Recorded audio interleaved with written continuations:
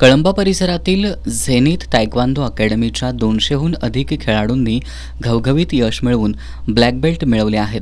कळंबा इथं आयोजित कार्यक्रमात आमदार सतेज पाटील यांच्या हस्ते तायक्वांदो स्पर्धेमध्ये ब्लॅक बेल्ट मिळवलेल्या खेळाडू आणि त्यांच्या पालकांना ब्लॅक बेल्ट आणि प्रमाणपत्र देऊन गौरवण्यात आलं.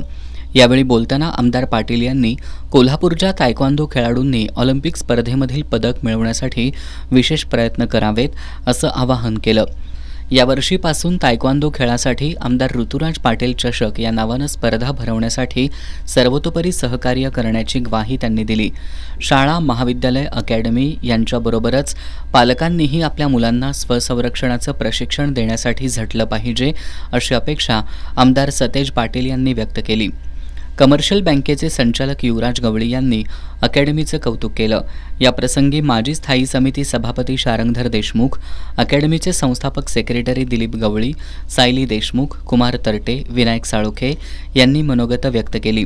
कार्यक्रमाला सामाजिक कार्यकर्ते सूरज देशमुख, अभिजित खतकर, कोल्हापूर महानगरपालिका गृहनिर्माण सोसायटीचे अध्यक्ष रणजित पाटील, झेनिथ तायक्वांदो अकॅडमीच्या अध्यक्षा पायल हिंदुजा, राष्ट्रीय सुवर्णपदक विजेते तसंच राष्ट्रीय प्रशिक्षक आणि पंच देवेंद्र गवळी यांच्यासह खेळाडू आणि पालक उपस्थित होते.